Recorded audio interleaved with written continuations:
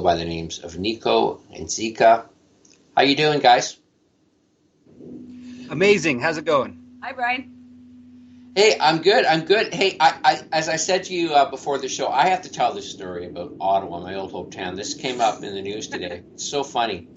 Like years ago when I lived there, about 3 years ago, about 5 years before that, they started talking about this idiotic idea about putting a tunnel underneath the town and calling it light rail instead of calling it a subway. But basically, it's a subway they're putting underneath an existing huge city. Well, today, all my concerns were validated because a sinkhole started right in the middle of the main street of the town of Ottawa on Rideau Street, which is unbelievably bad news for them in this whole project, because they're going down like a couple hundred feet under the town, and they're going to send tubes down into the ground to connect to this huge underground tunnel, which is going to completely destabilize all the rock under this town, which is absolutely stupid, insane, and the dumbest idea I've ever heard.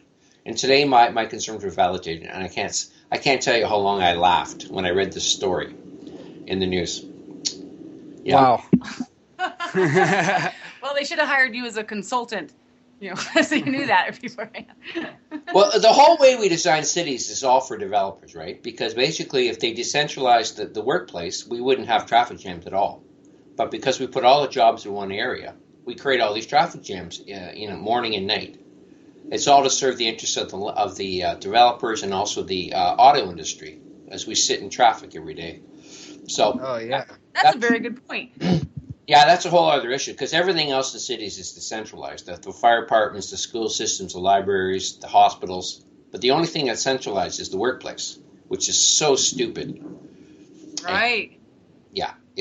But anyways, hey, we don't want to talk too much about that. I just got to get that in because I think that's hysterical. You put in all this money to make a big hole underneath the town and then it falls in. It's costing them billions of dollars. It's unbelievable. And it's like 2.5 kilometers, which is like a mile and a half. It's unbelievable how much they're wasting money. Well, if you're going to have a hole under a city, it might fall into the hole. I don't know. I can't wait to hear that the apartment buildings or the offices are starting to keel over like the Leaning Tower of Pisa. I mean, this is what's going to happen. Oh, man. They probably got paid a lot of money, too, to do a lot of engineering and figuring out ahead of time. And then they didn't even think of that. But here, a child could have thought of that. Oh, man. The wisdom of the child is what we need. Yeah. Gross in the planet. No doubt about it. So we're having issues with the connection to Costa Rica, folks. It's they're living where we all should be living, up on a hill in a beautiful rainforest. But unfortunately, the internet there isn't the best. But we're gonna do our best, and I'm gonna ask my guests to speak slow. And if it does get a bit garbled, it should be understandable. I have no problems understanding this at this point. So, anyways, where we want to start the conversations tonight is about what brought you to this point in your life where you're basically planning on exiting the system as much as you can, the machine, the government system that takes all our money, takes all our energy, and actually is doing a lot of nasty things to the planet to boot. We want to find a way to escape this system, and you guys seem to have come up with a great solution. But let's start with your journey, getting to the point where you are now. What sent you on this beautiful journey? Well, I guess as the childlike innocence of yourself, right, starts questioning things. We've got a brain, and something's just not right. I mean, if you're sensitive, if you have any, wherewithal about yourself, you just notice that something is wrong with everything, and then and that was what happened to us. One day we kind of started discussing it. We said, something doesn't feel right. It feels very oppressive. Things feel very unauthentic, I would say. Something feels damaging, and then something feels like a burden. And then one thing that brought us down the law path is we learned that the word burden is a tax, And so when you've got all these taxes, you better do this and you better do that. Everything is a burden, and you're not supposed to be burdened. Things seemed very difficult, and when things should be easy, and we just started questioning, and as we started to question, we just learned more and more as we went along, and things started to develop as, well, how can we have a solution to this? There's obviously an issue, and we felt. So we decided to come up with, well, how can we solve our own personal life and come up with a solution to solve how we feel about this, and sovereignty came into play. So. And how we decided, did this all start to come together for you? Was it 10 years ago, 5 years ago? How long has this journey been? I would say it's almost 10 years ago we started really learning, and then we started finding out about the fraud with the words. Yeah. And we realized there was a trickery at play, and that words were not what we thought they were. In English, they mean one thing. In slang, we'll have a whole different language, and in legalese, we've got another language. So it goes, the Bible, confound the language, and we've scattered everybody across the earth. And so the whole legalese system is to confound the language and confuse us and take us away from our private rights. So the government hates this word sovereign. They can't stand this word sovereign, although they want to claim it themselves. It's ridiculous. So to us, sovereignty is really about staying private, and with private, it means that you're pretty much protecting your own inalienable rights. So we've got inalienable rights, and we consider them inalienable rights. You can't put a lien on my rights and burden me with your taxes. Oh, is that what alien? Is that another way of saying alien? Putting a lien on you, alien? In a way, and they are alien from you because you're actually non-domestic and they're domestic, so we're actually from two different countries. So yeah, they're alien. Yeah, for sure. And then they want to put a lien. And then what do they want to lean against? Your happiness. So what do you have the right to do if you're sovereign? You have the right to be happy, not to pursue happiness for your whole life because you'll never get there. You're not happy, but to be happy. And that's what we're about. Yeah, and that goes back to wordplay. So, the word pursue, it's like this, you're just going to keep on searching when you pursue it. And you don't have it. And you don't have it if you're pursuing it. So, that be in the moment and have the momentum of happiness, and you can do that by enacting your private rights and your sovereignty. Mm-hmm. Okay, well, let's get your contact information up, because we'll mention it a few times. But I know people are listening, and I want them to write this down. What's the best way to reach you guys to talk about these? Just come to our soulreign.com. So SOULREIGN.com. That's SOULREIGN.com, and just write us a message, and then we can talk privately. A lot of stuff can't be spoken about publicly. And the reason why is because, we're from America. So America, the Congress regulates commerce.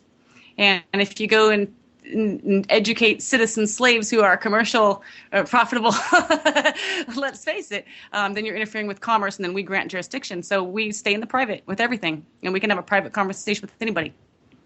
That's beautiful. So that's something. Yeah, you can only go so far in the interview because within your system, the problem is that we can talk a bit about the difference between your way of doing things and other sovereign ways, because you're saying people claiming sovereignty get into problems because they get too far into the system.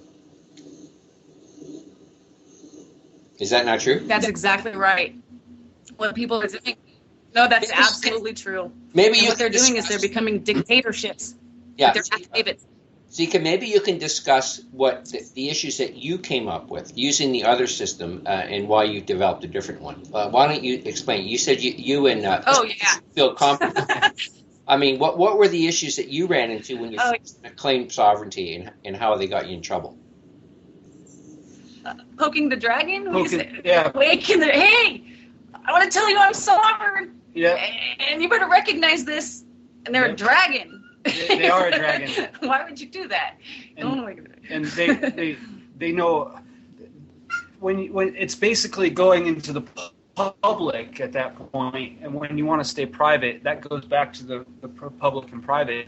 And when you first learn about sovereignty, when we first learned about it, we brought ourselves into the public unknowingly, because we didn't know enough about it, and it was very exciting. You learn all this cool these cool topics and everything, but a lot of people go and poke the dragon and pretty much get in trouble with it because they're going back into the public when they should remain private. So by us not understanding completely about it, which is very important between public and private, we went and poked the dragon. Mm-hmm. And then they have a lot of firepower, and they'll just burn you, and then your hair is all singed, and then you're in jail. So our whole take is people are getting very combative with a lot of paperwork. They're writing paperwork, and a lot of the paperwork uses their codes, and they take a lot of time, which we say is a total waste of your time. Oh my God, it's a waste of time. So you're sitting there wasting all this time to learn someone else's laws that really is not going to pertain to an actual sovereign, right? If you're sovereign, it means you're decreeing your own laws. And so by learning all of their laws and then writing the government, and I'm going to talk to you about your laws, and I've learned all this stuff, and let me write you a page. They're just going to call you a paper terrorist. They're going to get mad that you're wasting their time, and I can't even blame them, to be honest with you. Knowing what I know now, the best thing to do is to ostracize them. So you're not trying to go and merge with their system and change it from within a singular human and say your stuff's wrong or it even pertains to me or I'd like to discuss it in any way. When you discuss anything with the government, you're granting them jurisdiction. And so we do not discuss anything anymore with the government. Nothing to discuss. If they come to me and say, I will have something to discuss, I'm going to say, well, who the heck are you? You prove that I need to discuss anything with you first. And then I gladly discuss anything with you. And that's the difference between a true sovereign and somebody who is not sovereign. And if you think about it, the Queen of England, let's just say everybody recognizes that she is sovereign. And if somebody goes to the Queen of England, listen, lady, I'm really upset, and I've written you a 100-page, thing that I want you to discuss with me. She's going to say, give me a break. I don't have to discuss anything with you. Prove it. And you can't prove it. And that's the difference. That really is.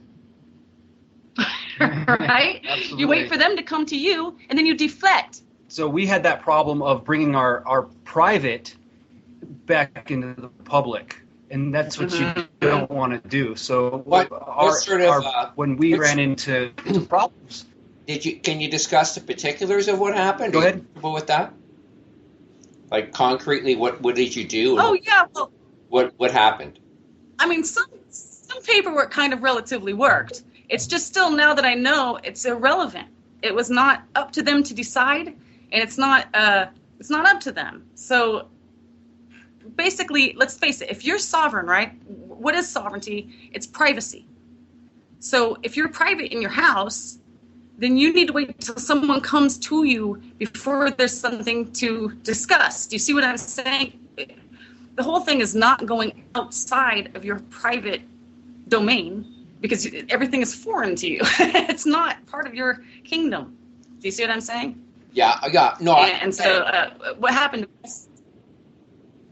One of the things that happened to us was the driving without a license. And everybody starts to use this. They catch you for speeding, or they pull you over. What sort of stuff do you say to the police? Right. Well, if they're going to insist on a ticket, we didn't take the ticket. Yep. They beat the hell out of us and threw us in jail and then gave us excessive bail. And I mean, it's absurd. It's called deterrence. Yeah. And what happened was we didn't want a contract, and that's what it gets down to. And you can't educate these police officers out there, and that's what we tried to do. We didn't want to take the ticket, and we were telling them, we don't want a contract with you. We don't want that signature, and we don't want your ticket. But they didn't want to listen to that. They had brute force. They have guns. We didn't have any guns. They had many more than us too. 4 minutes, and we were surrounded by 30 officers and 10 police cars because they identified us and said these people are sovereign citizens, not because they knew us, but because we didn't have a license plate on the car and because we refused to take the ticket. So, and they're also trained Yeah. They're trained by their higher power, whoever trains them, to seek people out that are doing those sorts of things. So our advice is take the damn ticket. Take the ticket. And you have 3 days to get rid of the ticket. And you're going to abate the ticket. So look up online and go look up common law abatement. Send it in and get rid of the ticket. But don't get yourself killed over a ticket. Yeah. Wait till they come to you and then deflect. Take the ticket and then deflect it. Everything is wait till they come to you and then deflect it. But do not go to them first. That's where we're at. They were very combative. Ooh, gnarly. Did the police impound? Yeah, they took the car. Oh, yeah. Oh, definitely. They did anything they could do. Definitely. Oh, yeah. I mean, they used CS military tear gas on us. Yeah. Which isn't very fun. It burns very bad. I promise you that no one wants to do that. Did So this our whole happen thing is in stop the being US? combative. Oh, yeah. Mm-hmm. Yeah. Yeah. I can see that. And our whole thing now is stop being combative. Stop being a smartass. You're not here to educate them. You're here to get out of there. Yeah, these police officers are basically barely 5 months out of high school. Some of them are going directly into the police force, and they don't understand the actual law. Some of them do, but a lot of them are just going by their statutes and by what society's rules are, and they have no clue. They don't have their nose in the books reading like we do. Yeah, a lawyer has to go to school for 4 years. A cop has to go to school for 6 months. And like Neko said the other day, an officer, most of that is going to be combat training. They don't understand the law. They don't understand the law. They understand their own combative procedures and steps to take. And officers should be there to be able to help you. And a lot of them, when they don't understand and get combative, then obviously they're not helping you at all. They're not very helpful sometimes. Yeah. But yeah, that's the thing about poking the dragon.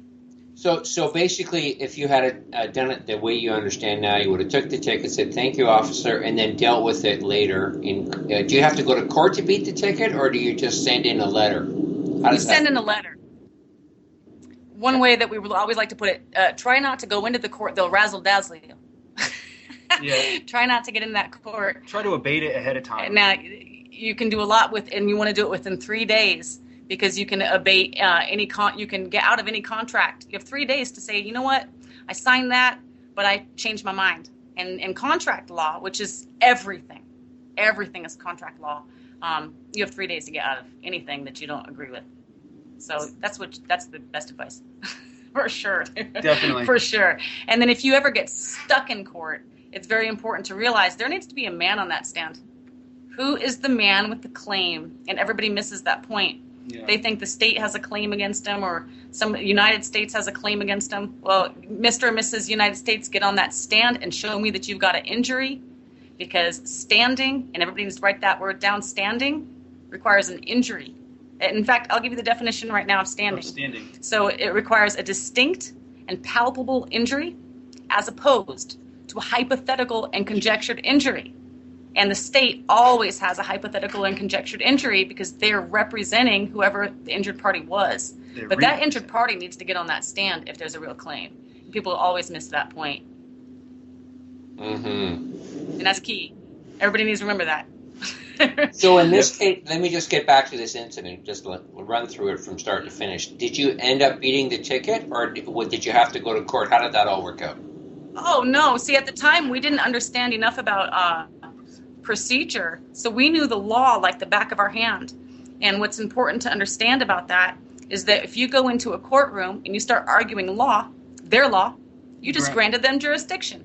So we sat there saying, and I promise you, you do not have jurisdiction, and you need to prove jurisdiction on the record, which is true according to the law. But by saying that, we granted jurisdiction. It's so awful. It's so awful. Yeah. You have to block it before you discuss anything, and here's why.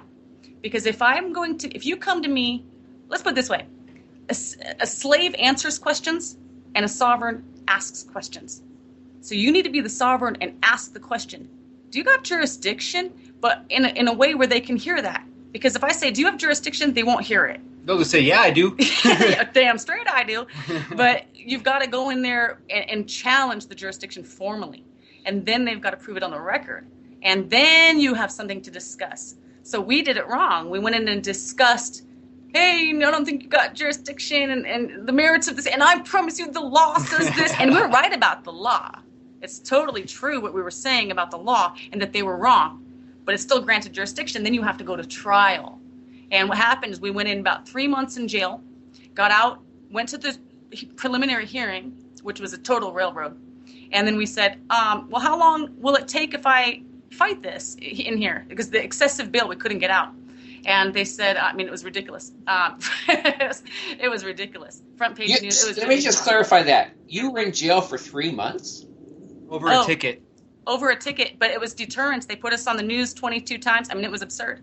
So, and front page, a lot of it. Defamed us, lied about a bunch of stuff, said we said things that we didn't say. It was pretty outrageous. Wow. So then what happens in the courtroom, you say, well, Your Honor, how long is it going to take if I go and actually fight this? Well, you'll be in here another 3 months at least. I said, just I'm guilty. Get me the hell out of here. And then we figured at that point we would fight it. So the whole time trying to stand your ground to say I'm not guilty just makes you have to go to a trial to decide if you're guilty or not. Because now there's an argument. There's facts we have to decide. You have to block it so you don't go to trial. And we didn't understand that at the time. And now we do. You need to put that man on the stand. There needs to be jurisdiction. Yeah. Where's your standing? I'm out of here. Yeah, and what we did was we tried to educate them, and they're already educated. The judge better than you are. They're better than we are. You know, yeah. They practice that every single day for their life. So they already are educated, and when you try to educate them like that, they're just like they'll railroad you. They'll just lock you up, and you'll never get through.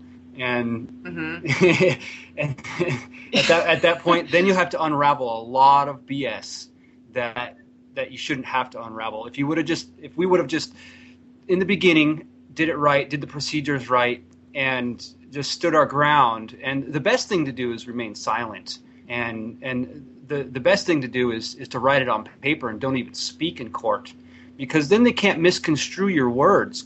And that goes back to wordplay and how the Bar Association changed a lot of the legalese words and the definitions between legalese and English. And so when we go and try to educate them with this nonsense, it just doesn't go anywhere. Mm-hmm. Mm-hmm. It feels combative to them. It feels combative. And then they beat you down. It doesn't work.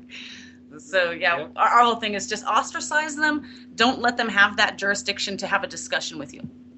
Why do I want to discuss anything with them? So let's look at a concrete example of something you did using your new methodology and how it was successful. Well, by us being successful, we just don't engage them anymore.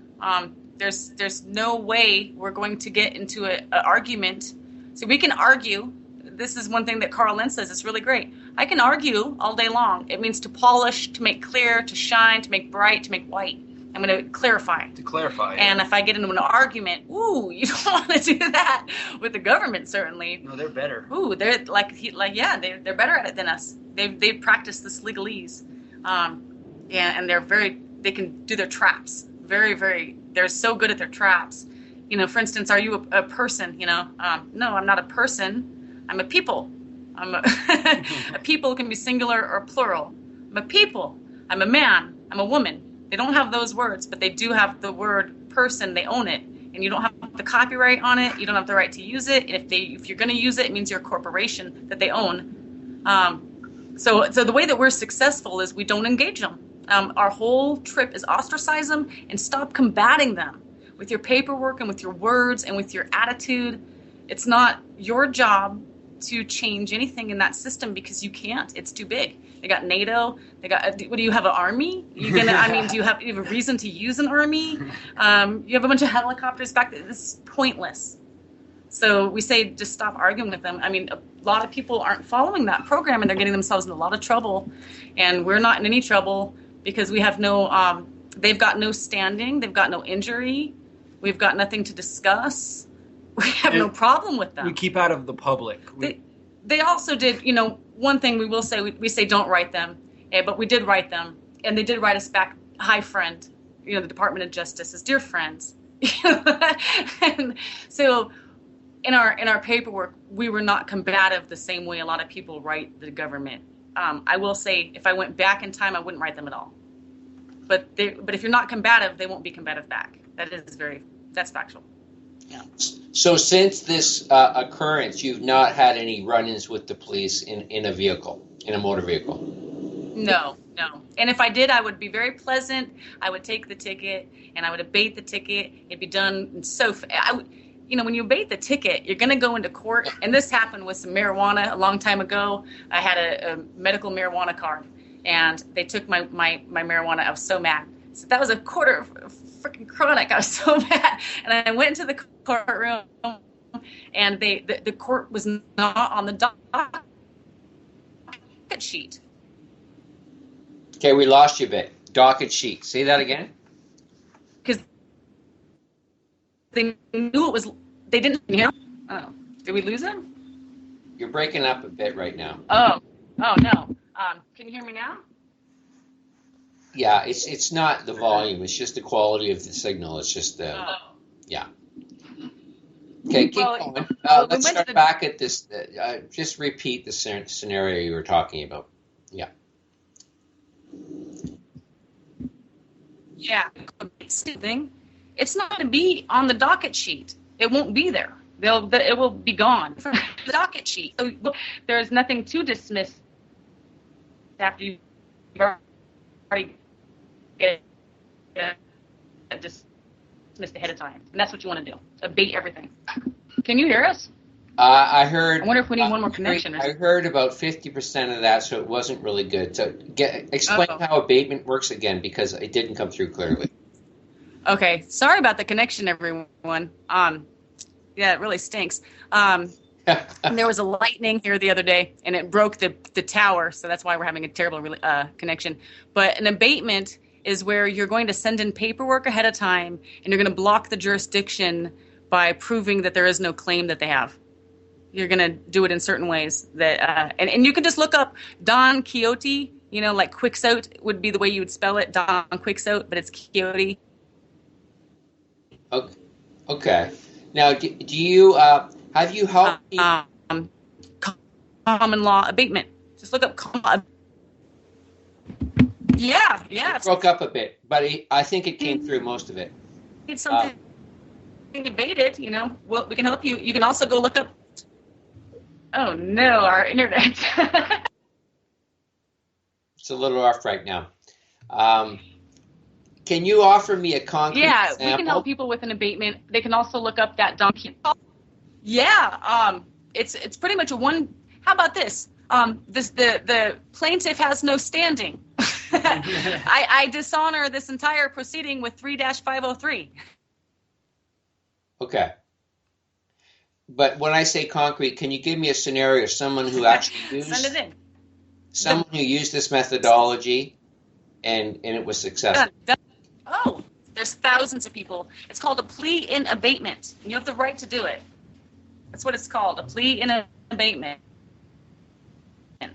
Okay. You have no, and the other thing is, so you can call it a plea in abatement. We use a common law abatement. We try not to use the word plea, because plea means I'm pleading, I'm begging, it's your decision.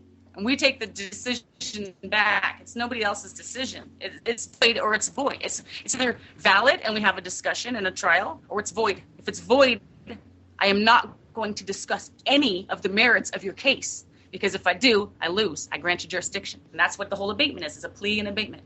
Okay, slow down now. You're talking too fast for the connection. Sorry. The passion. The passion's coming through. It's beautiful. So I just want to confirm with you that your methodology works. It's been used many times by other people, not just by you guys. Oh, yeah. And it's called abatement.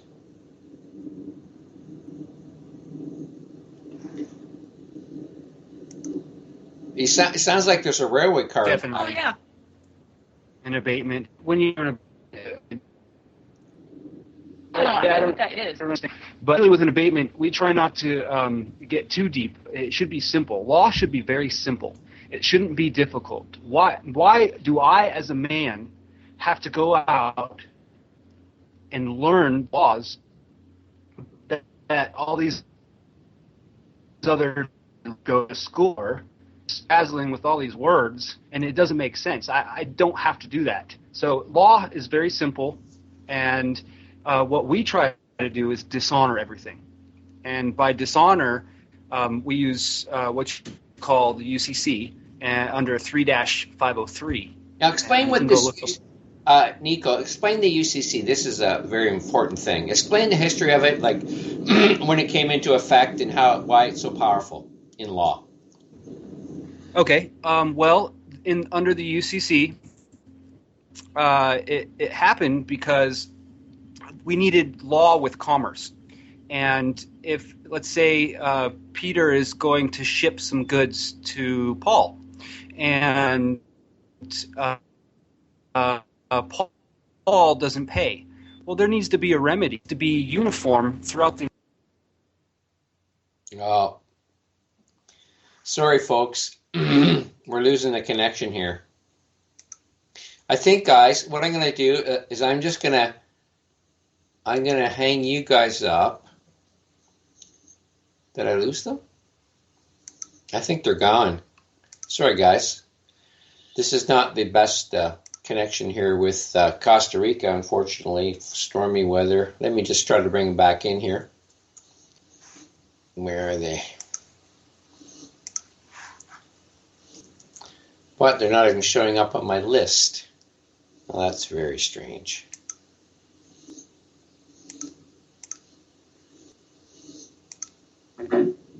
There we go.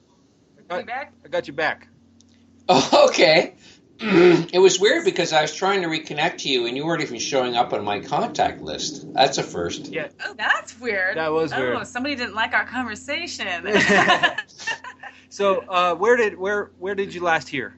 Okay, well, I want you to review this because this is a vital point of your approach. Is this UCC? When did it come into effect? You said it came in after the Second World War? That's what you told me. Yeah, somewhere around there in the 1930s. Well, they had pre-written it. They had pre-written it. So they had pre-written it, and this is the Bar Association that pre-wrote it, and then they brought it in the was it the 40s? Yeah, the 40s. But what is relevant because of the bankruptcy that happened in the 30s, in 1933, is very, very relevant because all the countries decided at that point they would put us under this ruling. Under Uniform Commercial Code. And there's different connections that you kind of have to make to understand this on how everything kind of works with the Uniform Commercial Code. And so the court systems go by UCC, and they won't really admit it, and they won't really tell you that they have this law in effect right now, but it is. And the UCC, after it came into an effect, they developed a system to where all the courts have to go by it, and the judges will understand that what you're using, but they won't announce it publicly that they use it. Well, it's important because it brings you back. The common law is gone right now because the Uniform Commercial Code, but it's not really gone. It is the law of the land, but it's really only enforceable in their administrative thing through. So people go in there, I want the common law. And it's very hard to get it evoked, and people do, but it's because they have it's under 1-103.6. So how do you look up this Universal Commercial Code? You gave me the. Just look up Uniform Commercial Code. Yep. And you can't miss it. It'll come on a lot of different law websites. The main one that people use is from the university, Cornell Law University, and they have it in there, and they keep it pretty up to date. And the silver bullet is Uniform Commercial Code, so UCC 3-503, 3-504, and 3-505, which is the evidence of the dishonor.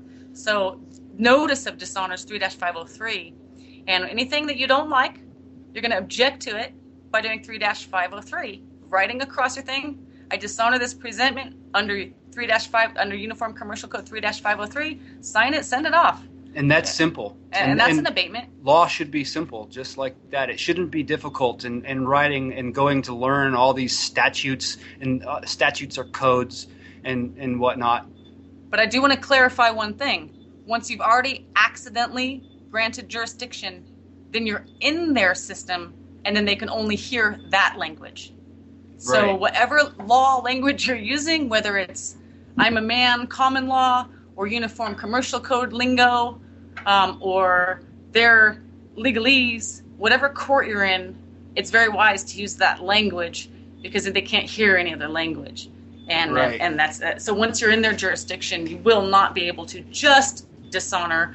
Although dishonor is still very relevant, you would need to also put in a little bit more and then do a little bit of arguing. But not if you argue their points, you lose jurisdiction. The only thing you need to argue is I don't necessarily know if you've got jurisdiction yet. We're going to need to prove that before I argue anymore. And that's your best shot. So Definitely. do you need to revoke your birth certificate? What my friend David William calls the all caps guy, the dead guy. Not necessarily. Not at all, no. I mean, and there's some benefits to that. There are benefits to that if you choose, and I mean that's just your own personal opinion at that point. You know, you can choose being sovereign. When you can take different roles, you can either be a sovereign or you can take the benefits of a citizen, and the citizens have all the benefits of the government. Now, when you can choose the roles, that's the wonderful thing about being sovereign is taking the benefits and dishonoring anything that you don't want to take. So, being in that situation, you have the option to do that or not. And the birth certificate, they provide you benefits with the birth certificate, and if you really don't like it, and if it's your religious views and or whatever have you be it, then you can definitely do that. It just depends on the situation and how you feel. And Okay, there's a lot of people learned right now in law that will get very mad if we don't say that you are not the all caps individual, because they don't, that word individual they don't do. Individual, you're not an individual, you're not a person, but the all caps is a person, corporation, and you're a people, man or woman. They're very different from each other. definitely. So you cannot pretend you're that person. Are you the person so-and-so? No. But you don't want to go in there and say no. They're going to think you're being flippant. Yep. So you just have to keep asking, are you sure that there's a person with standing or on that stand? I need to discuss this. If I would get that person on the stand, I'm going to pay him today.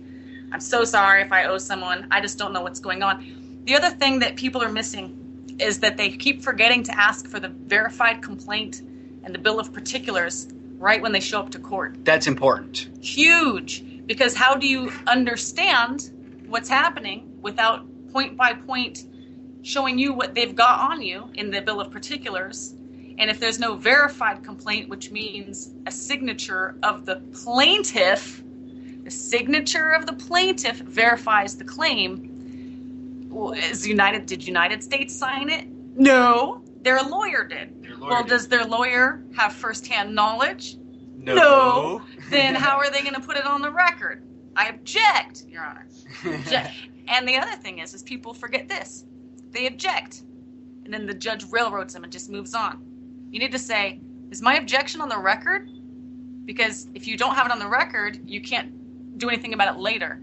And then when they keep moving forward, you have to take exception to the judge's refusal to enter your objection on the record. And if you don't take exception, you can't come back and appeal it. Your objection is not registered and it never existed. And they granted jurisdiction and you agreed to the whole thing. You didn't object if it's not on the record. That's why there's everything in writing. It's better to write it down, right? Definitely. Big time. But you also want to be able to have it roll off your tongue if they're proceeding without your consent. You need to just say, I object then. They'll trick you. They'll take any angle that they can. And they're savvy.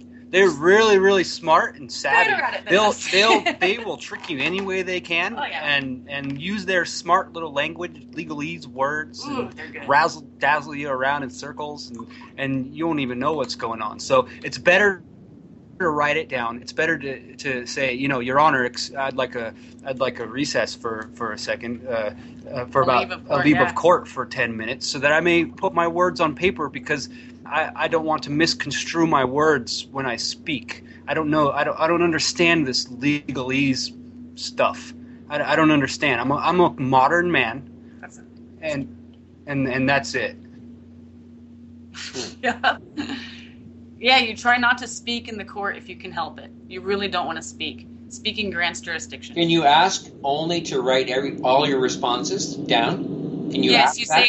Yes, you say, I require a leave of court, Your Honor. I'm just give me 5 minutes and a piece of paper and a pen.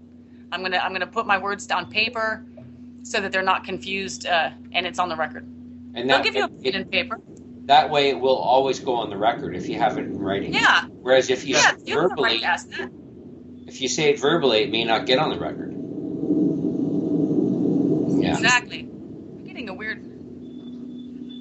Are you hearing that in the background?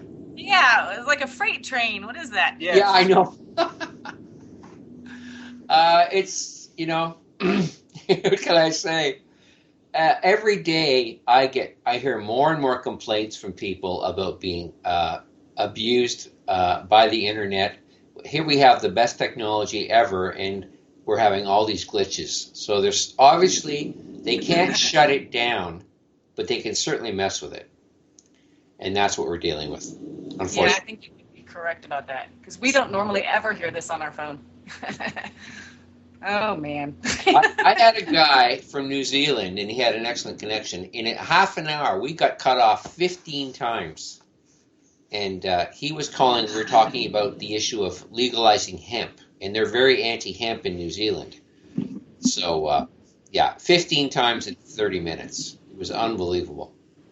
So, over hemp?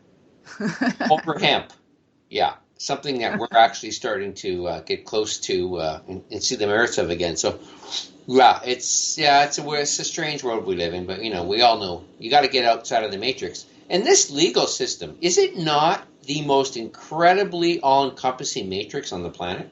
This legal system. Can you hear me, guys? Big time. Yeah, and then it goes back to that whole trickery work. That's what they do. So you heard my question, but I didn't hear the answer. So say that again. Say that again. Why is the legal system the matrix on the?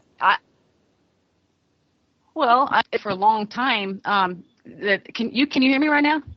I can hear you good now. Yeah, you were really sharp and good when you first came back on. That was awesome, both of you. Now you're starting to cut out. Now what I can do is, in the podcast, I can edit out some of this, so the podcast would be really good. But very cool. The live interview will be a bit choppy. I'm sorry. I apologize, folks, but we really want to hear what they're saying. This is an important knowledge set here. We might have cleared up, so we might be golden here. So one thing that's interesting about the law being the matrix, right, is we've got this Magna Carta, right, and it's this document and they basically were very upset that King Henry was a jerk, and so all the people came, pretty much held him at knife point and said, "You son of a bitch, I want my rights." And they wrote a very long document called the Magna Carta, and in there they said, "And you will not tax me for tying up my horse to the tree." So they've been doing that, parking thing since 1200s. It's been the matrix for years. They used to have a tax to tie your horse up to a tree. Yes, it was. Your boat. And obviously it was before 1215 because they revolted at the time and said, "You're going to have to stop doing this, you jerk."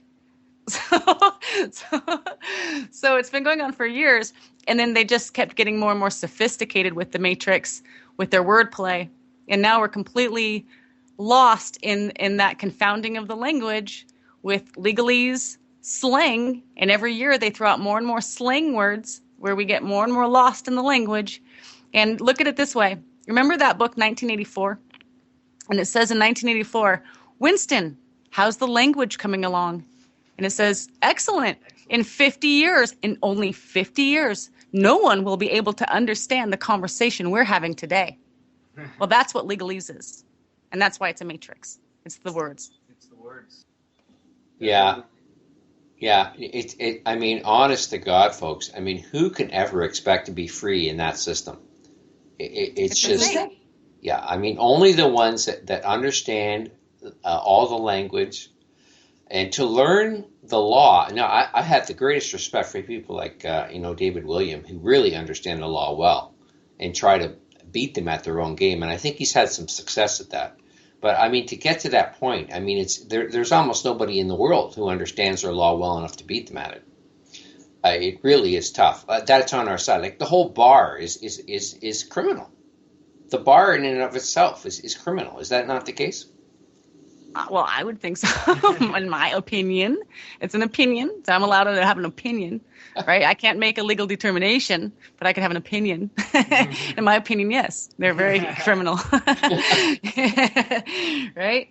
But here's the thing: people go in and learn all this law for years and years and years. We did the same thing. We're very learned in law, in their laws. I wish I wasn't.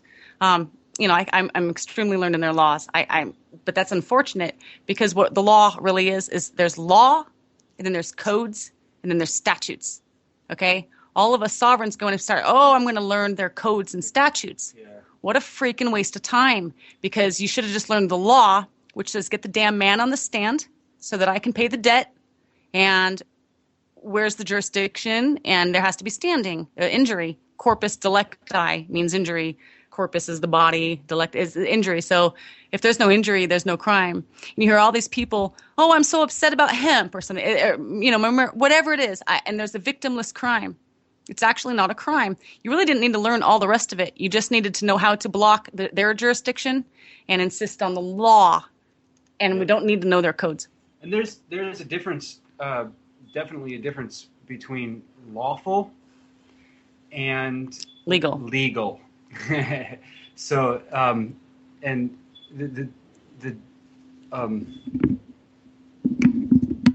there's definitely a difference between lawful and legal. And with lawful, the laws don't change, and statutes and codes change. They change them all around all the time. But laws are such as the law of gravity or the law of attraction. Or different. It's a law. Yeah. It doesn't change. It stands as truth. Mm-hmm. And legal is the differences between they have these codes that change and with legal there's it's. So basically, yeah, law does not change. Obviously, legal is ridiculous because it completely changes all the time. If I go in and say, listen, I'm with this code 34926, and then they change it to 7943 because they had a meeting, and then don't I look like an idiot because I quoted it and said it pertained to me? Why did you even need to know that you didn't need to know that in the first place. All you needed to know is the man on the stand with the claim, because you need a man on the stand with the claim with standing in order to move this case forward. Because here's the deal. Standing gives the court authority to act. And so people keep misconstruing that a court is a building. It's not a building, it's the paperwork. And the paperwork comes from the plaintiff. You are the court. The plaintiff is the court. So you're going into United States court, yeah, because say the United States is the plaintiff or state of California is the plaintiff. It's their court. And then unfortunately, when you come in as a defendant, you've got pretty much no rights. So the best thing to probably do if you're a defendant, if you actually get in the thick of it and you've already accidentally granted jurisdiction, is to come back in. Sorry, I'm talking fast. To come back in with a counterclaim. And when you're a counterclaim, it means you're a plaintiff of your own. And now you're back. It's your court. And now they have to answer in your court if their claim was correct. So it's very important it all goes back to the law versus the statutes. And why and we're very much interested in not trying to learn their statutes. We already know them, unfortunately, like we said. But the legal changes in the law. Well, you do. Yeah. Like, let's face it. On occasion, you have to help people who have made all these mistakes. Like most people make these mistakes. We did too. And they grant jurisdiction, and then they're in a real mess. So you have to help people who have gone into their realm. right? Yeah. Yeah. Anybody could help themselves if they will stop talking.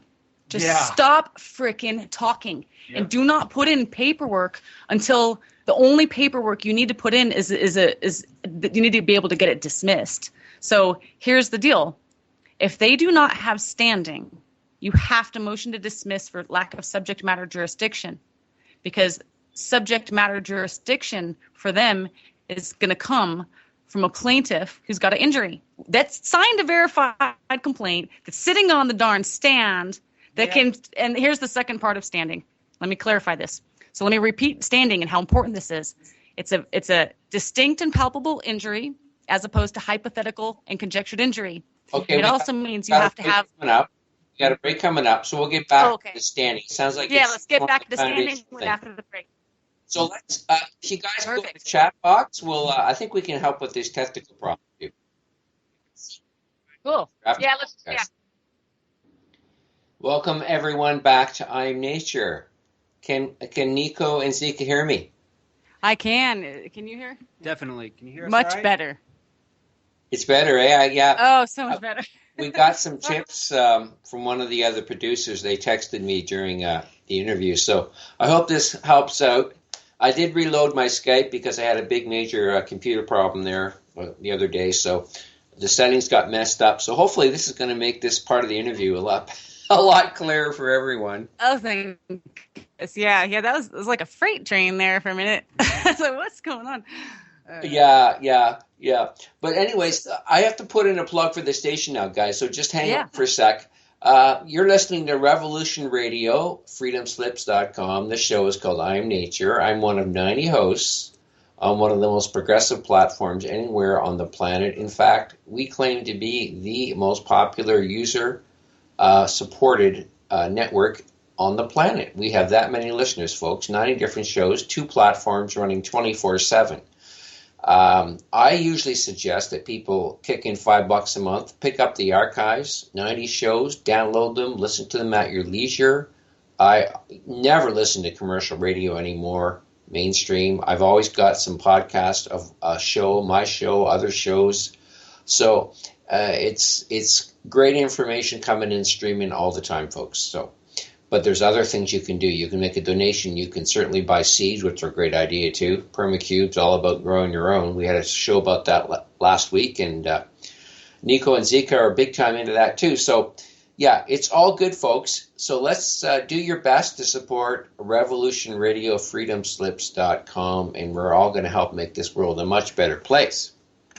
So let's get back to sovereignty issues, and you were great at offering a great explanation of standing, Zeeka. Yeah. Let's get back to that, and why don't you review that, because it got a little choppy in Yeah, and I'm really glad that this has a good connection to get this through, because, guys, this is what law is. So, like we said, there's the codes and statutes, and they keep changing, and that's not law. And they're pretty much irrelevant to law. In fact, they're actually in direct opposition of law. So here's what standing means, and as far as I'm concerned, I mean, it is the law. And the reason why it's the law, I'll tell you why it matters first, and then I'll tell you what standing is. Standing matters because a court cannot act or have any authority without standing. It's called the doctrine of standing, and it's pretty important. I mean, if a court can't act without it, don't we think that that's probably what law is? So why are we learning all these codes and statutes that change that are relevant when law is standing? I better have a man on the stand with an injury. So standing is this. It's called a distinct and palpable injury as opposed to a hypothetical and conjectured injury. And then the second part is there needs to be a causal connection between the claimed injury. So they've got an injury and they're claiming it. I'm super mad, you punched me in the nose. And then the challenged conduct. And the challenged conduct is the code or the statute that they're saying that you broke. And they brought you into court, and that court can't act without the standing. So they better have a distinct and palpable injury as opposed to a hypothetical and conjectured injury. And they better have a causal connection. And they better be able to prove I did it. And I caused that injury with my challenged conduct. This exact code you said. So isn't that the most important thing to know? Why are we learning pages of ridiculous codes that are their codes copyrighted by their lawyers? You have no right to use. Do you have a copyright agreement? Do you have a bar association license? Here's another one that happened. So there's a court case, and this lady, she wrote up pages of this most beautiful documents, and she says she gave all kinds of she broke apart their case to a T. And, of course, they didn't want her to win. So what they did is they said, the affiant, you signed an affidavit. The affiant has made numerous legal conclusions, and we can't find a bar association. Nowhere in our records do we find any kind of recording that she's a bar association member, and therefore they threw out her whole entire affidavit that would have got her court case thrown out because she didn't have the right to make legal conclusions in their world. That's why we stick with standing and law. Definitely. So even if you're articulate and knowledgeable enough to be an attorney, represent yourself, they can throw it out on the basis that you don't have a license to practice law. Yeah, they can't hear you because you're not an expert opinion. They can only hear an expert opinion from a lawyer. And you don't really want to represent yourself anyways. You want to present yourself. What's the difference between represent and present? Well, if I have a lawyer, they represent me, right? And it's not me. It's third-party interloper. And they don't have first-hand knowledge. With no first-hand knowledge. But if I'm me, I present myself. And so here's why this is important. So this is worldwide, but I'll give you one from the United States, okay? And it's a really cool Supreme Court ruling, and I call it the belligerent claimant. And it says that no attorney can get your rights for you.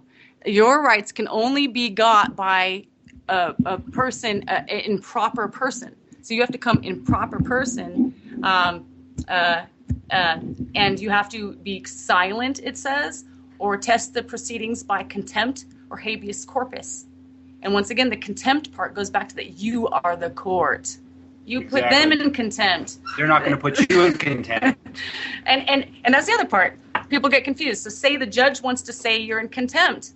Is the civil contempt, Your Honor, or criminal contempt? A lot of people don't know that. Oh, man.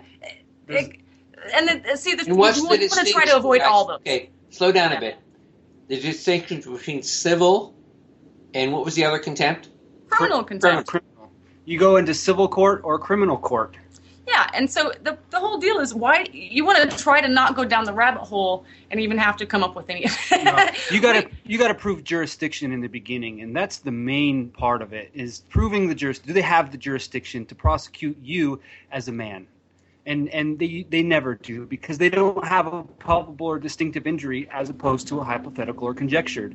It's usually the state or the U.S. or something like that, and it's always hypothetical or conjectured. It's fake. They have no standing. There's nobody there to sign the signature saying that they have an injury, and that's the main thing that gets them. And what happens is people don't understand, and they automatically give consent.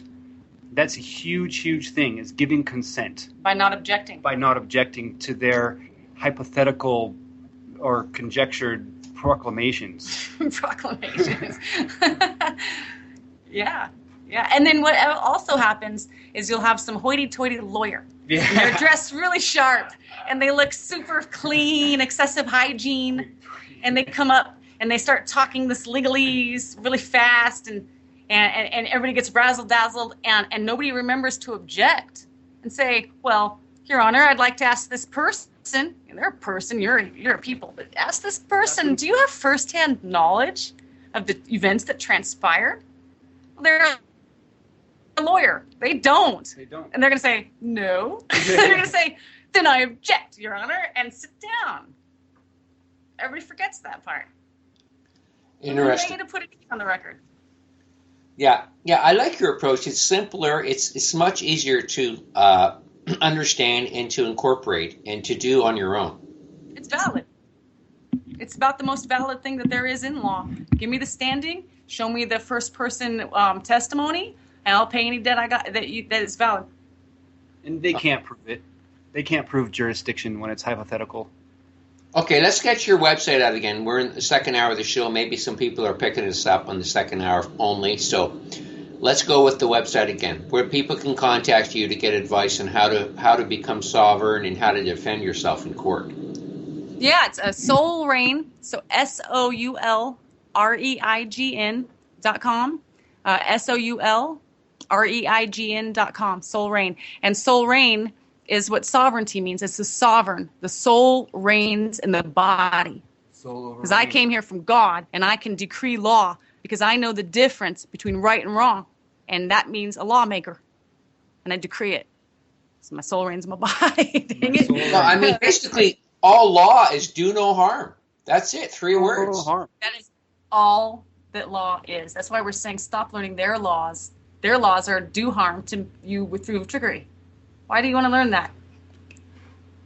Mm-hmm. Yeah, Abraham Lincoln was a common law barrister. That's a lawyer in common law. Yeah. And he said something very profound. He said, if you don't want to argue it, don't bring it up. Yeah. And that's everything. We tell people, huge. Stop your paperwork. Stop the arguing. Stop it. You'll lose every time. You bring it up, you're going to have to argue it. So stop it. Yep. Well, when this world made a lot more sense, there was nothing written. It was all words. Yep. Right. And song. And the common law is Passed down verbally. There was nothing. There was no need to write anything down because everybody understood the 3 words of law: do no harm. Yep. big time. Yep. Yeah, and he's right. The common law is unwritten. It's unwritten. And so what we've come up with is, well, it's not, I mean, it's just obvious. It's not like we came up with it. But that it comes into your mind. So you're the sovereign being from God. You were given mind and free will, okay? And then you think of something. And then what happens is, so common law is unwritten at this point. We all agree common law is unwritten. So I think it. And then what happens is we go into a contract law society in which we are right now. And when we write it down, we create it into law. We decree it. And then that's what happens to create the law. And so it's very important to understand. So one thing I did want to say on the show is about the hierarchy of sovereignty.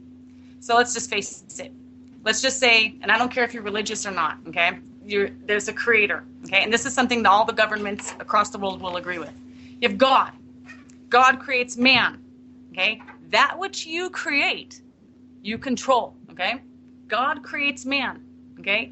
Man then creates thoughts, unwritten. Thoughts become decrees. I speak it or write it into existence. I make it manifest. The decrees then become a contract, verbal, tacit, which means I just agree by being silent. I give you a nod. Okay, it's tacit. It becomes a decree. It's a contract. From the contract, let's just use America, for instance. God creates man, creates an idea, creates a contract, creates a constitution. The constitution creates the government. And then guess what? Bam! The government creates a citizen. Citizens. Well, a citizen cannot be a man. But that which you create, you control. And they control the citizen and own it because they made it. But they didn't make you a man. So you better know who you are. And that's what law is. And if you give consent, then they control. Every time. Every time. Unless you speak up and say, "Hey, I'm a living man. I object. I object to this. I live here. I'm alive. Hey, I'm here." And then you can't forget. If you object to something, you got to get it on the record. Is the word woman recognized in law? Yes. Yep. Yes. So that's a very man powerful. is a woman in law. Singular is a plural. It's all the same. I wouldn't write that to the judge. They're going to think you're a sovereign citizen. But it's true. A man is the woman. Singular is the plural. It's all the same. Okay. That's good to know. Okay, so let's get back to this UCC. I think this is an important thing that people have to understand. You told me this great story about how all the governments of the world went bankrupt in the Depression. Well, let's pick it up. Oh, yeah. Yep. So 1933. So 1933, about there, and the Bar Association came in and wrote the UCC, which is the Uniform Commercial Code. And that came out towards the 40s, I believe. Mm-hmm. And from there, they had to regulate commerce because since the entire, basically all of the countries went bankrupt, they needed rule of law to figure out, well, Peter needs to send this cargo to Paul, and he needs to pay for it, and there's commerce there. So they needed some sort of law to regulate commerce, and that's what's in existence today, is the Uniform Commercial Code. And when you go into court, it's commerce, because don't you pay bills and fines? And also, here, I'll get it off the wall. Hold on. People when you go into court, it's really funny because they are all paid there to be there in the courtroom, and all these people are sitting up against you, usually. Okay, this is my favorite thing in the world. This is on the Illinois Attorney General's website, and it says, the powers generally understood to belong to the Attorney General at common law have been summarized as follows: to prosecute all actions necessary for the protection and defense of the property and revenues of the Crown.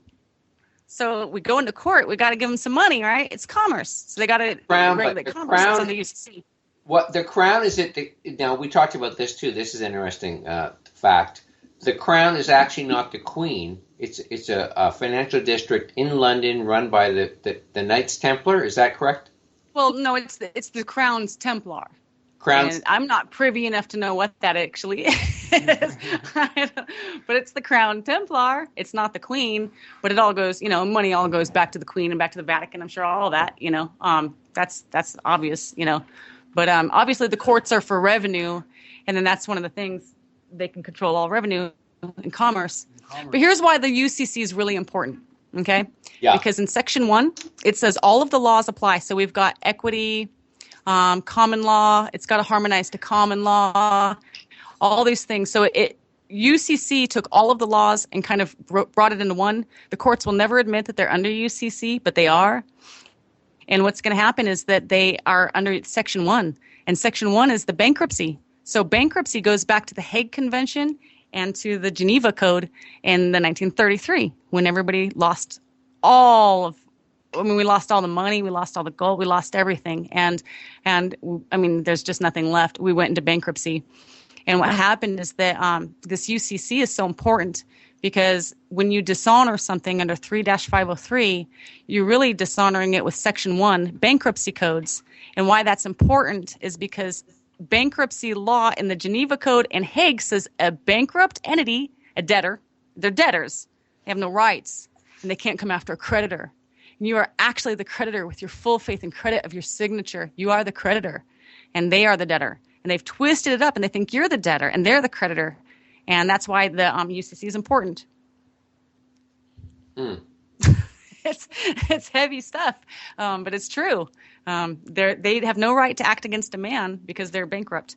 And that's why UCC dishonor is very important to understand for this abatement process if you want to abate it with the UCC. You can also abate it with the common law abatement because 1-103.6 says it must harmonize with common law.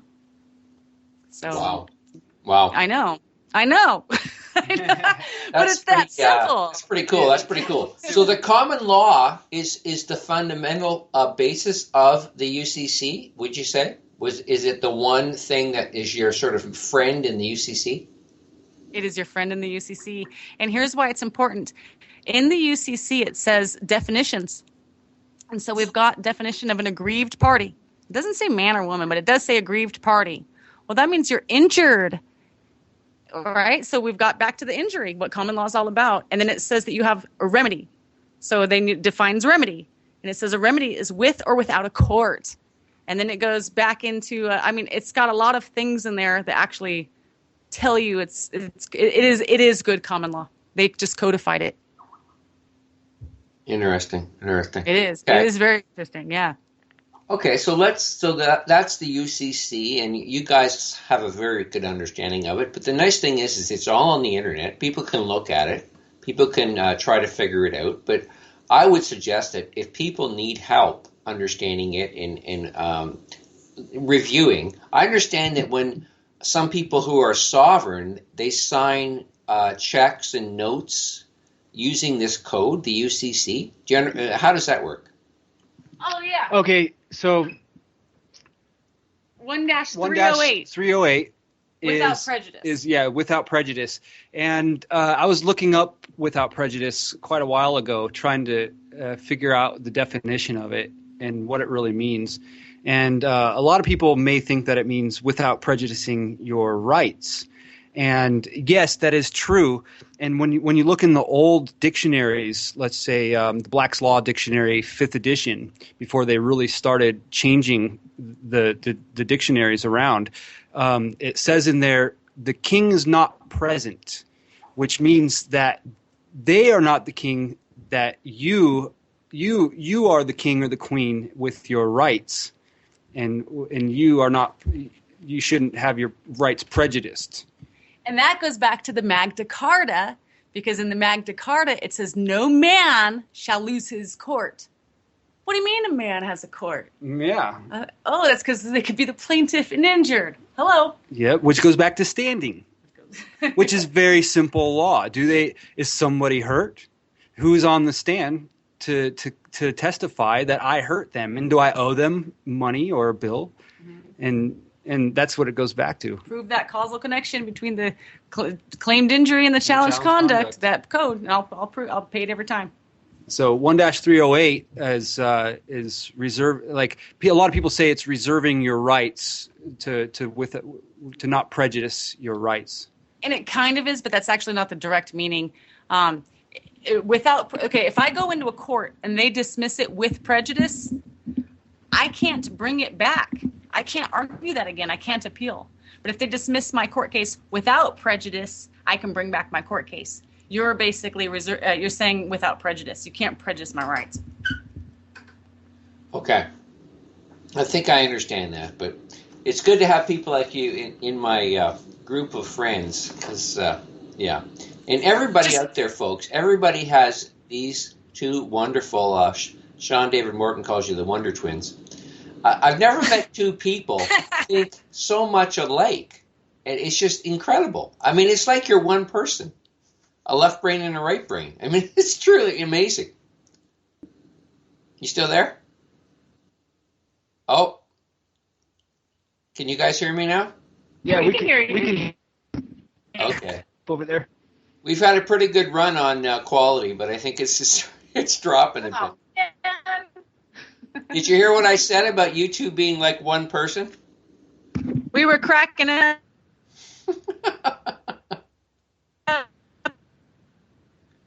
You're a little cracked up saying, now. "Will we hang out with you?" Do you guys ever? Do you ever disagree on anything? We're trying to get through. Hopefully, sometimes. In 10 years, we've had 3 relative arguments that weren't even arguments. But you know what that's about is doing the soul call and decreeing your own universe exactly what you want and don't want. Definitely. So you do the soul call with your exact list. It works every time. Okay, so explain that again because it wasn't too clear. Not intellectually, but technically it was a bit garbled. So what were you saying about how you resolve your arguments? Oh, well, we don't argue because we attract exactly what we want in our life. So, like I did a soul call, and I said, I want this, this, this, and that. And damn it, I demand from the universe, this is the law, I will take nothing less. And then I attracted somebody who's actually compatible, and we don't have to fight. Yeah, exactly. That's what it is.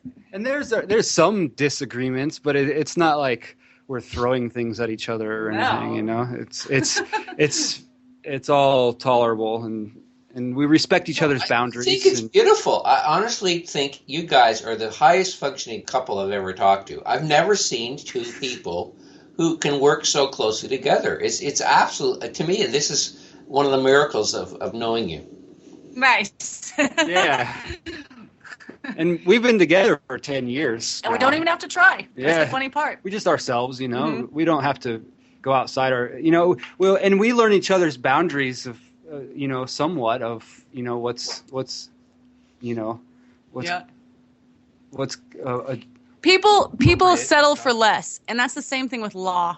They will settle for less and think that they are not the boss of their life. Right. And you make your life. You decree it. You insist upon it. You bring it into existence. You think it. It's unwritten law. It's common law. And then you bring it into existence because you thought it. And that's what this is, the law of attraction, and all of that is super important. And we did want to talk about that, so I'm glad you brought this up, because what happens is that a lot of people start really getting involved with law, and we get really pissed off, and we go, oh my goodness. We get really bummed out, and we start feeling a lot of emotions, and then we bring the attraction of it into our lives, and then all of a sudden they're at our door. And so I would say that's another thing with most sovereigns. They're wanting to be sovereign so bad they get very upset, and then they mess it all up, because now they're having to discuss things with the government because they brought it upon themselves because they were upset. So that's one of the things. It's the 7 hermetic laws of the universe, and we're very interested in that. Law of polarity, law of rhythm, all of that. Oh, that's interesting. Yeah, that's there. Yeah, it's all law. Cool. That's pretty it's cool. All law, right? And laws don't change. Statutes and codes change. and they will always change. They'll always change. Because they're invalid. They're stupid. So where did you learn about the hermetic laws of the universe?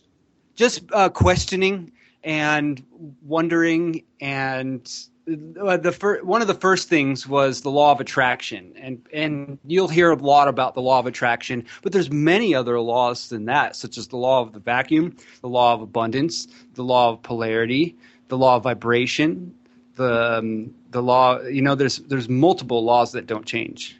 And when the student is ready, the teacher will appear. If you have the ears to hear and the eyes to see, every time, it's law. Well, I met a guy who was very advanced yogi, and he wouldn't say he was advanced because he's so modest, but yeah, he appeared when I was ready to learn. So yeah, you're right on the money with all this stuff. I completely concur, and this is natural law or natural progression spiritually, intellectually, emotionally. This is the way the universe works. Yep. And right now, everybody has been convinced that this legal system is lawful, but it's not. It's the opposite of lawful. No, it's legal. It's not lawful. There's a difference. A huge difference. You can be lawful and not legal, and you can be legal and not lawful. It's just insane. They've got us confused. And a lot of the statutes and codes out there, and the Uniform Commercial Code is a code. It's still a statute and doesn't quite change that often because it harmonizes with the common law under 1-103.6. But with these codes that are changing and everything like that, it's really funny because they'll switch them around on you, and like you'll think that one code says something, and then the next week they'll change it, and then you'll go into court, and all of a sudden you'll use that code, and then they'll be like, well, that code doesn't pertain, and it's really funny. There's a story of this guy, and he went in and learned all their codes. Spent a long time doing it, and went in and said, and darn it, this one code I'm under. And then they were all laughing, and he went home and said, what's going on? And then it turned out he was arguing like a Vietnam vet code that like he didn't get paid or something. And then they had changed all of the children's codes because he was in there to get his kid back to the Vietnam codes, and changed the Vietnam codes to the children's codes. That's why we don't use codes if we can help it. Yeah. Change. Yeah. The codes, okay. So the codes are updated, every year or two? Whenever they feel like it. Yeah. Whenever legislation decides to change a code. But what you're saying is that we've had a world government, a commercial code forever. Like, this is not new. Prior to this commercial code, there were other commercial codes, right? Well, since 1215, the Magna Carta, they were super mad, and now there's the law merchant and all kinds of things going on. But they basically, they've had the same trappery system of trickery for, I would bet, forever. Probably 6,000 years for all we know. Forever. And it's always been putting us as corporations that they own. It's always been pretending that we're not us. Yep. That's their whole game. Yep. Mm-hmm. Okay, well, we've got about 25 minutes left. Why don't we get into this cool thing called the Allodio Trust? Oh, Oh yeah. yeah, that's interesting. Oh, yeah. Well, so everybody's got this thing where they think they own their land, right? And if I always put it like this. If I buy a pen, okay, and I got a Uniball pen, it's the most, I love this freaking Uniball pen, okay? And I bought it, and I got it home. I'm writing my things, I'm decreeing, I'm writing my soul call list. I got my pen. I love this pen, okay? Now, next week, I get this bill. They send me, say, you give me this quarter, I'm going to take back your pen. Do I own my pen? No. I'm leasing the pen.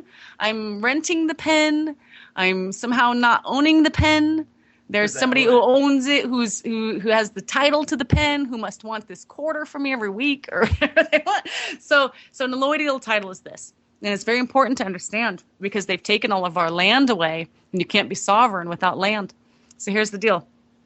And how would you be sovereign if you can't grow your own food and all these things on your own land, right? With the permacube. Right? So here's the deal. So plug, throws in a little plug there. So basically, that'll be the next question. You'll have to explain how you're connected to permacube. We'll do that. We'll do that right away.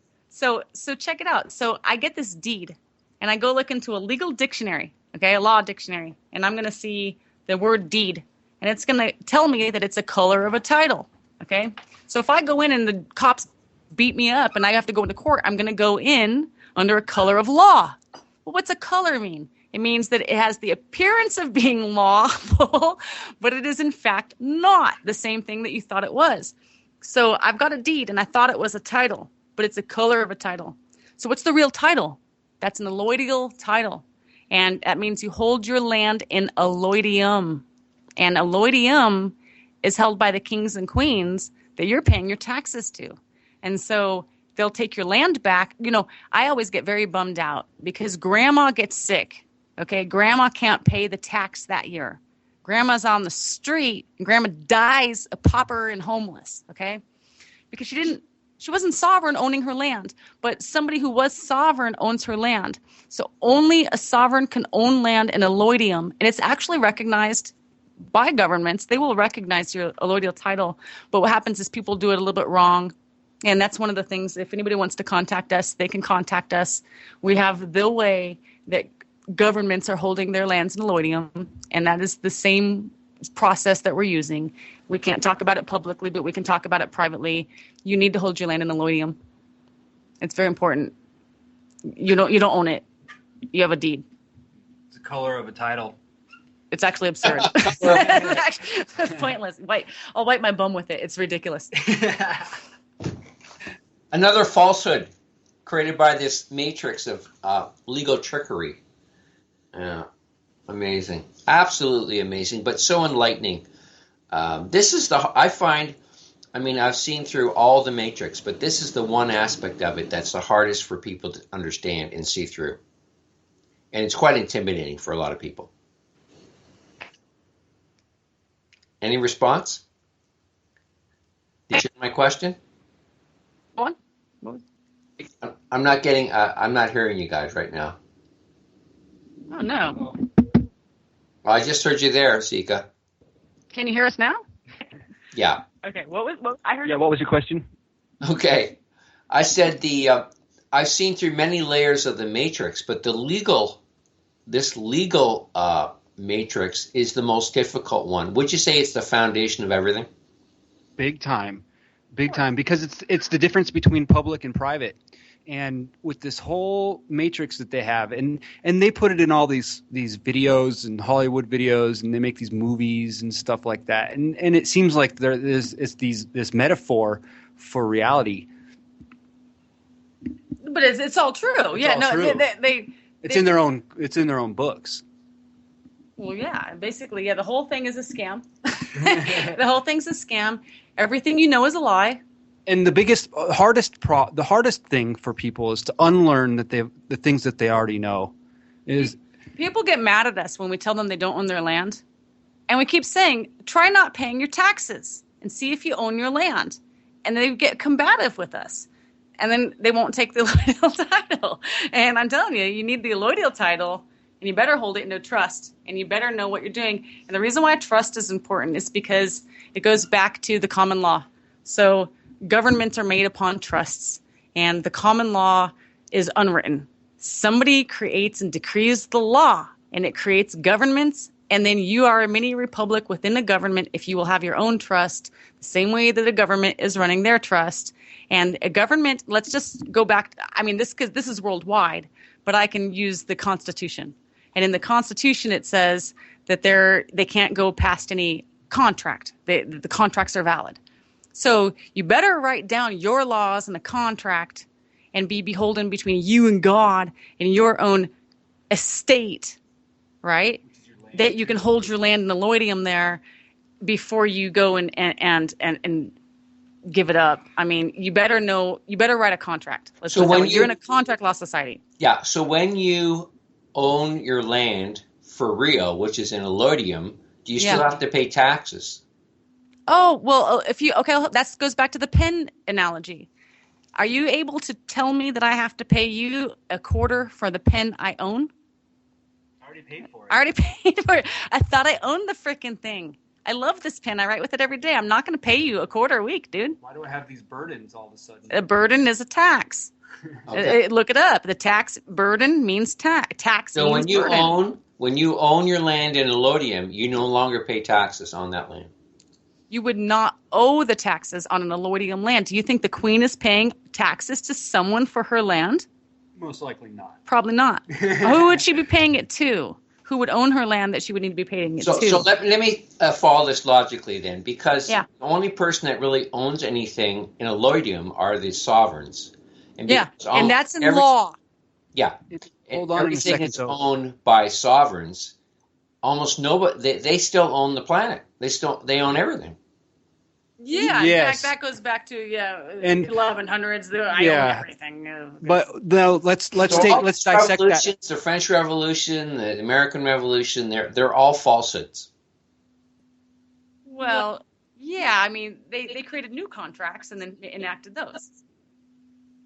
Mm-hmm. So it depends on are you a party to it or not. I mean, it would be false. But because we weren't put in alloidial trusts, we weren't given this option or explained it. It was never offered as a way of really owning the land. It's just basically they've changed the language, but nothing's really changed over the last 6,000 years. It's different parties owning everything. So hold on. What did happen? No, that's very important to understand. In the 1700s, the sovereignty of the king devolved upon the people. And devolved, I had to go look it up. What's devolved? It's in the Supreme Court ruling. And I said, what's devolved?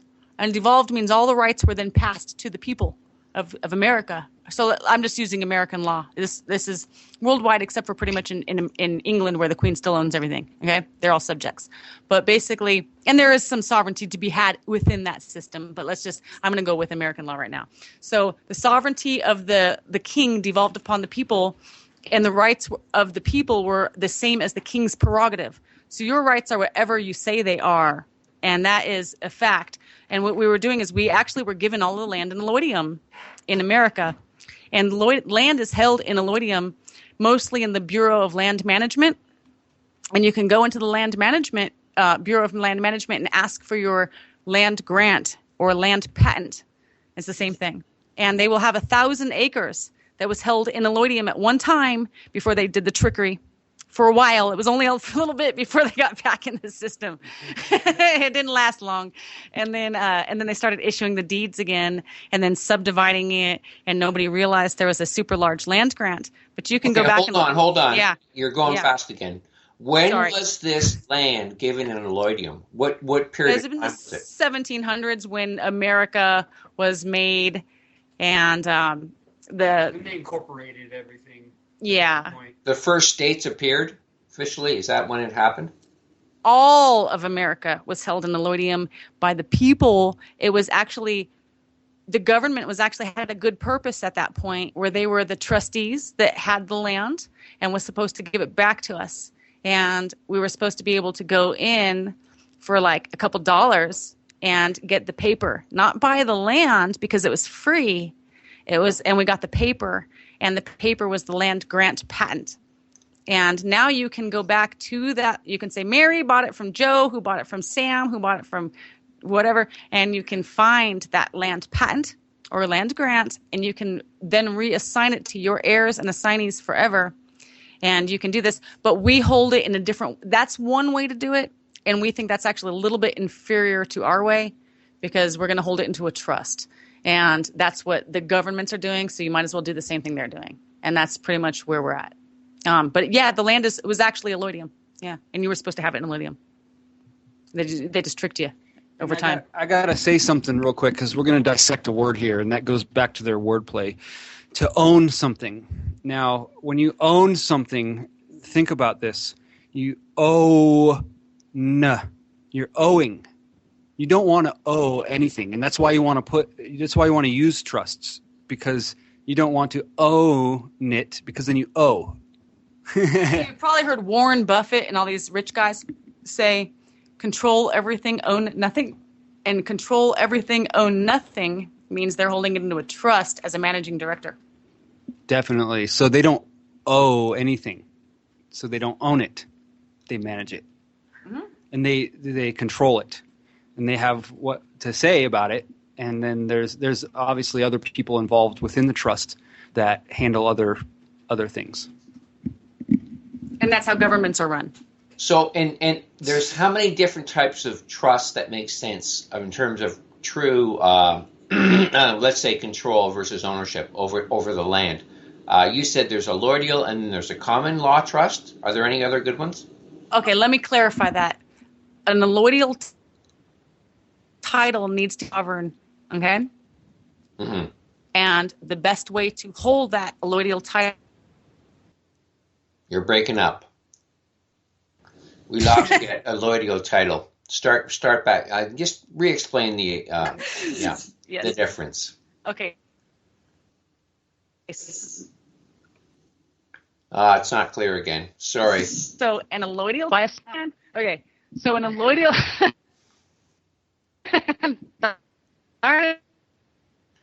Pump up the volume. Use some of your Hermes energy to fix the signal, guys. Come on. You can do it.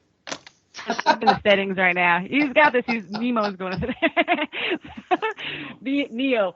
So check this out. So an allodial title is held by a sovereign only. That's why the queen can hold one. Okay, and the best way to hold it, in our opinion, is in a common law. You lost me. You said that the queen can hold the allodial title. And how do you guys do it? The same way the queen would, we would hold it into a common law pure trust. Because we're sovereign. Only a sovereign can hold an allodial title and have the land held in allodium. Okay, and again, I like to look for concrete examples that exist in the real world. How many people have done this and successfully done it? Well, quite a few. One person you can go watch his stuff that will get you very involved with law. That's really cool. Is Bill Thornton. So look up Bill Thornton. You can just look him up on YouTube. And Thornton. Yeah, Thornton. And he's taught about in very high schools now because he single-handedly brought back the common law, and he got his allodial title. It took him 4 months because no one understood what he was doing, but he got his allodial title. But we still hold ours in a trust a little bit different than he does. But it's the same way that a government would hold theirs. They're holding it in trust. And it's very important to understand. And where does Bill Thornton live? Santa Ana, California. And how much land does he have? Just a house, I think. I think just a house. Just yeah. a house, probably. But he owns it. It's his. It's simple. It's fabulous. And there's many people who've done it. And there's nothing that anyone can do in government to tax him? No. To take the house away from him for, like, say they want to put in a railway or a subway or a bus stop or they want to put There's no way. Pipeline. There's no way they could get through that. Nope. Pipeline on his land, or they want to put an airport on his property.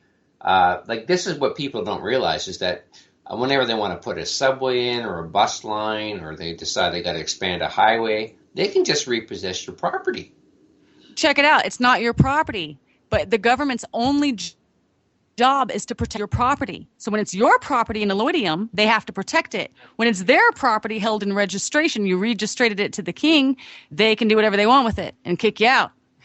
Big difference. Yeah. And you see, because we have a similar idea about how we should live as people, and we like the idea of community. So all the eco communities that are going to come, hopefully, out of you have a plan, right, to create a community of sovereign. Yeah, that's an exciting idea. Maybe we should talk a bit about that. Yeah, let's talk about that for a second. Our website, if anybody's interested, is communitytrust.com. COMEUNITY trust.com. Communitytrust.com. And our big thing is we're trying to get the land held one property at a time.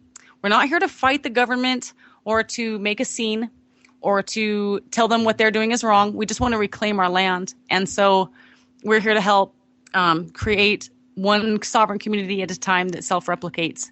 And if anybody wants to talk to us about that, that's great too. Again, in private. In private, yeah. And then we want every land in Eloidium so that people will own it. and then they won't be able to tell them that there's this Codex Alimentaris and this Agenda 21 and all these things. Those are codes. Yeah, I'm sorry. What's your? We're going by law here, and we've got our land in Eloidium. I've got to get this question in because please. here in Canada, there's a bit of a rivalry between my system of changing the world, which is very much in sync with what you're trying to do, which is we have to break away and form our own communities. The only way we can express our humanity is to be in a community because we're a pack animal, right? So we need to be in communities of like-minded people so we don't have conflicts too. That's the other key thing. Yep. This other approach where they want to create a direct democracy and then want to use the legal system to try to create this direct democracy and sign this new constitution. Now, does that have any validity legally, or do you think that the whole thing would just be squashed by the crown and the queen if we tried to do that? Are you saying that new people want to have a democracy? I'm saying that within the Constitution of Canada, they're saying that they're rewriting the Constitution. If 50+1% of the people of Canada sign this document, that we will be allowed to live under a different constitution and different laws. Well, you mentioned the word democracy, and that's very a scary word to us because that means that 51% of the people can take away the rights of 49% of the people. And so that's the problem right there. I mean, democracy in and of itself is not the be all and end all. It's actually just all it means is that there's a certain number of people who've decided to, we don't even live in a democracy, but theoretically, if it worked right, the way it's supposed to, it wouldn't be much better than what we have now. It would just be everybody fighting over value systems and what's important. That's why we need small communities of like-minded people. There's just too many ideas on how we should live here. So why do we fight all the time about what right idea is better? Instead, what we should do is find like-minded people, things we agree on, just like you two got together because you agree on this beautiful legal system and the natural law and common law. It's something that you hold dearly that's important in your lives. This should be the basis of how we live. We agree on certain things, like vegans agree on how to eat. They're passionate about it. So there's a perfect reason to have a community. Everybody's vegan, right? It's the same idea. We're never going to have one system that meets the needs of everyone. Never. Because everybody values different things. And that's why we came here and we ruined a beautiful system back in the 1500s. 1,200 distinct communities living by natural law and understanding. And we brought in our own system and we forced them off their land. This is all and it's left a karma here. Of karma of great violence, and believe me, it's coming to a head. Well, There's probably nothing more profound than what you just said, that we're social beings that get into small groups, and when the groups get too large, we were talking about this earlier, when the groups get too large, somebody has to become the alpha male or female and start charging over everybody's opinions and be the dictator and this and that. Gets back to the 1%. Yeah. The majority. It doesn't work. It never has worked. And so I'm with you. We've got to do small communities, take back parts of land little by little, hold it in the and work together. And don't work against the system. Work with and work with each other. That's the most important thing. And ostracize the system. Stop voting in their stupid laws for their corporations. What are you going to do? Change the world? You're going to change their system? Dude, they got NATO. They got the whole world. Dude, you're not going to change their system, and they've had plans for thousands of years to do what they're doing, and you will not go in and change it. The only way to do anything good is to get out of that system, to create our own worlds in our own little universes with our own little titles, and then stop fighting them with combativeness. When they come to you and say, "I own your land," you then defend it with paperwork and with law, and that's it. I mean, there's really no better. There's no better plan. You can't cite one incident anywhere on the planet where someone with a loyal trust was kicked off their land, or forced off their land, or shot, or killed, or anything like that. Anything violent happened. I can't hear you. I lost you. Did you hear my question? Can you hear me now? Kill anybody? Yeah, we did. Can you hear us now? Yeah, we can hear you. Okay, we heard your question. No, they can. Okay, now you're breaking up, so just give it a second here. Sorry, folks. Killing. This connection's kind of like a wave on an ocean here. Okay, focus, guys. Focus. Use your energy now. Bring in that signal clear, because it actually works. So. Again, the question is this. The question is this. Do you know anyone who lost their land or forced off their land with an alluvial trust? No, because they own their land in the alluvium. Could they kill you? Of course. No. They're totally correct. All right. Well, thank God we're at the end of our show here, because the connection is really starting to go downhill, folks. Well, that's too bad. Yeah. That really stinks. We missed that beautiful explanation, but you're saying all I heard was they could kill you, and that was it.